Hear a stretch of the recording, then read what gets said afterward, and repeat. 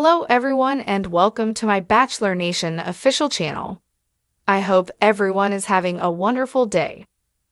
Before we begin, please hit the subscribe button and gives this video a thumbs up.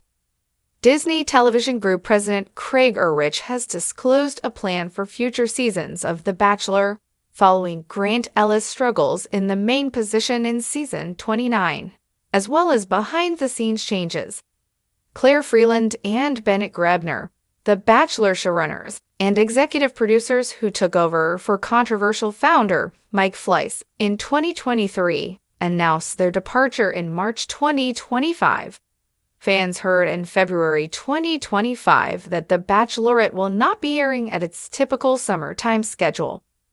In addition, Scott Tatey will take over as showrunner for Bachelor in Paradise in January 2025.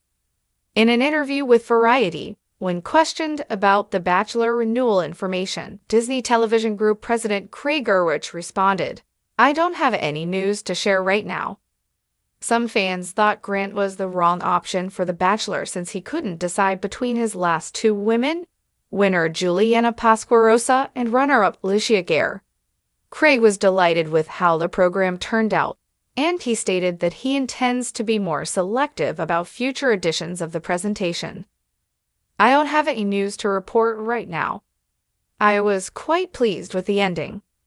It was one of the highest-rated episodes in the chapter. I felt Grant sparked a lot of discussion. We'll continue to be extremely judicious about whatever iterations of The Bachelor we bring forward and how we do it. This summer, we have Bachelor in Paradise with a very unusual twist."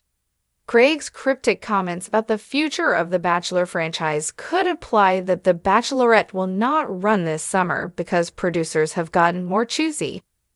ABC is unlikely to choose a Bachelorette lead solely for the purpose of airing another season.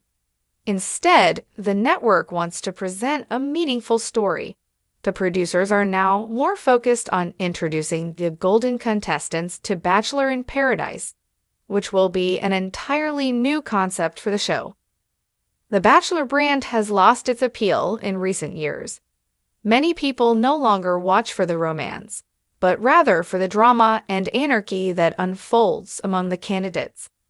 I believe this is due to the fact that only 4 Bachelors have remained with their first picks after 28 seasons. I believe it's quite interesting that Craig didn't say he was pleased with Grant, but with the finale itself.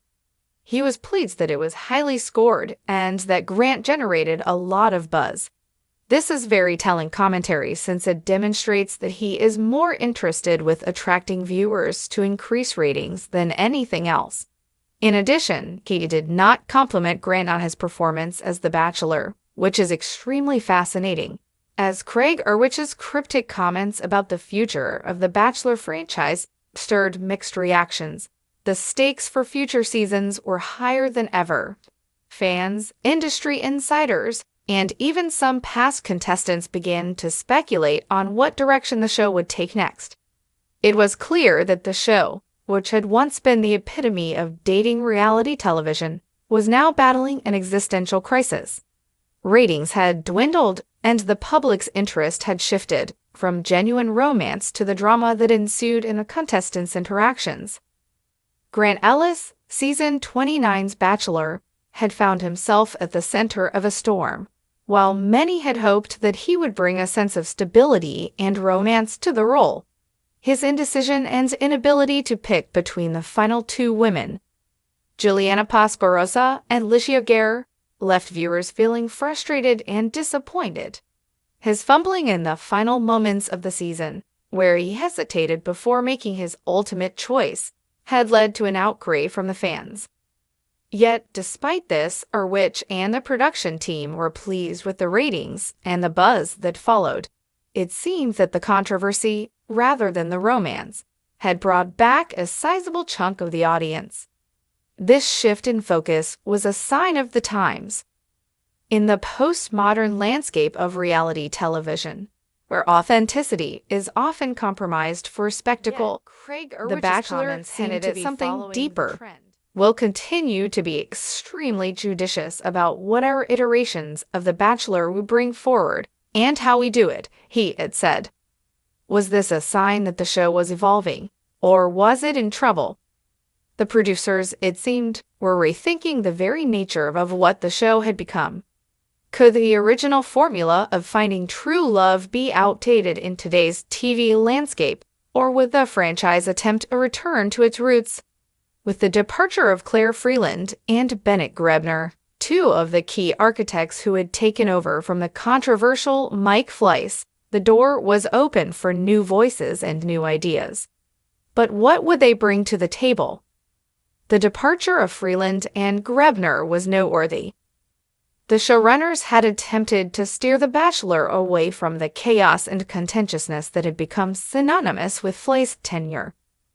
Under their leadership, the show had begun to focus more on the emotional journey of the contestants, attempting to bring back the romance that had originally defined The Bachelor.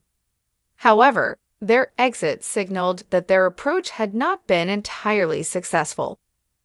While the ratings had been steady, they had not recaptured the magic of the early seasons. Some suspected that the decision to bring in new leadership reflected the frustration of the network with the direction the show was heading. The news that The Bachelorette would not air in its usual summer slot in 2025 only added to the uncertainty surrounding the franchise. This was unprecedented. The Bachelorette had been a staple of the summer TV schedule for years. The decision seemed to confirm what many had already suspected. The producers were taking a more careful and deliberate approach to casting and scheduling. The network had learned from past mistakes, where seasons were rushed and leads were selected hastily in an effort to fill the summer slot. Now, it seemed that they were more interested in finding a lead with a compelling story, someone whose journey would resonate with viewers, rather than just filling the void for another season. The news about Scott Teddy's promotion to showrunner for Bachelor in Paradise was another interesting development.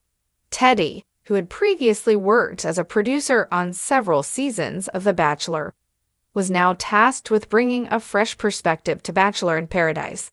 The show had been a summer fan favorite, largely due to its lighter tone and the drama that unfolded between the contestants. However, with the shift in focus on storytelling, Teddy's vision for the upcoming season would likely be a departure from the typical Bachelor in Paradise formula. The introduction of golden contestants, individuals over the age of 50, was one such change that would set this season apart from others. It was a bold move, reflecting a broader trend in reality television to cater to an aging demographic that had often been overlooked. Thanks for watching. If you liked this video, do not forget to subscribe my channel and do not miss any update.